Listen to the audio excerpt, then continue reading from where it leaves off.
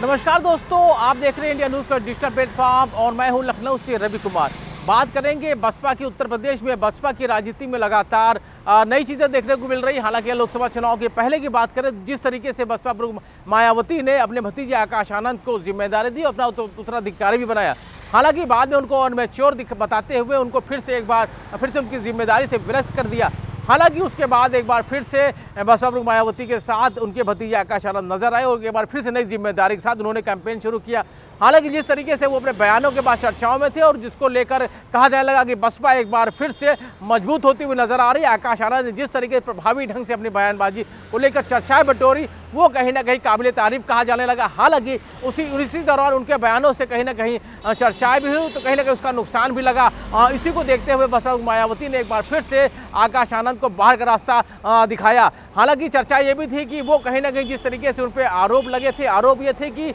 आकाश आनंद अपने ससुर की बातचीत को लेकर कुछ ऐसी गतिविधियों में शामिल हो गए थे जिसको लेकर बसपा मायावती की नाराजगी का उनको सामना करना पड़ा और एक बार फिर से आकाश आनंद को बसपा से बाहर का रास्ता दिखाया गया। हालांकि एक बार फिर से बीते रविवार की अगर बात करें तो आकाश आनंद की तरफ से एक सोशल मीडिया के प्लेटफॉर्म एक्स पर पोस्ट आता है, जिसके जरिए वो बसपा मायावती को अपना मार्गदर्शक, अपना राजनीतिक गुरु बताते हैं और अपने पूर्व में किए हुए पोस्ट या जो भी उनकी गतिविधियां थी उस पर माफ़ी मांगते हो एक बार फिर से आग्रह करते हैं कि उनको एक बार फिर से बसपा में काम करने का मौका मिलता है तो वो कहीं ना कहीं बसपा प्रमुख मायावती के आदर्शों पे, उनके दिखाए हुए रास्ते पे चलेंगे। यही नहीं, पूर्व में जो गलतियां की उसका अब वो सुधार करेंगे, यानी कि आने वाले समय में जब उनको मौका मिलेगा तो फिर ऐसी कोई भी गलती को वो दोहराते हुए नजर नहीं आएंगे। और इस तौर पर उन्होंने ये भी कहा कि जो भी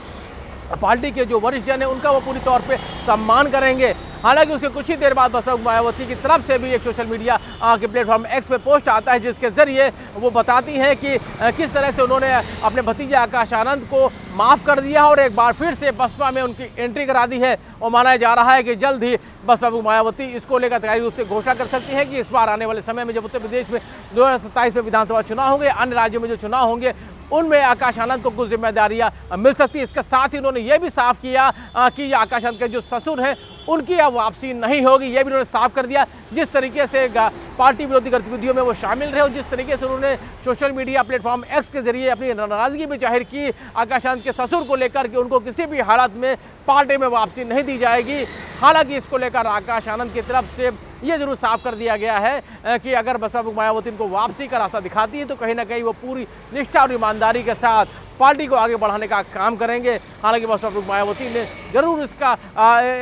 रास्ता जरूर बना दिया और जिसके जरिए एक पोस्ट के जरिए उन्होंने साफ कर दिया है कि आकाश आनंद की वापसी है उन्होंने औपचारिक रूप से करा दी है और जल्द ही वो इसकी घोषणा भी कर सकते हैं, यानी कि उनको क्या कुछ जिम्मेदारी मिलने जा रही है और किस तरीके से आकाश आनंद हैं वो राजनीतिक तौर पर बसपा के बड़े नेता के तौर पर अब वो जल्द ही एक बार फिर से वो नजर आएंगे, क्योंकि उत्तर प्रदेश में 2027 में विधानसभा चुनाव होने और चुनाव में बसपा की अपनी कुछ तैयारी होगी। वो तैयारी को लेकर आकाश आनंद को भी क्या कुछ जिम्मेदारी मिलेगी, ये फिलहाल इसको लेकर चर्चा जरूर है, लेकिन माना ये जा रहा है कि 27 के चुनाव से पहले ही आकाश आनंद को कुछ बड़ी जिम्मेदारी बसपा मायावती की तरफ से मिल सकती है और बसपा एक बार फिर से अपना खोया हुआ जनाधार किस तरीके से वापस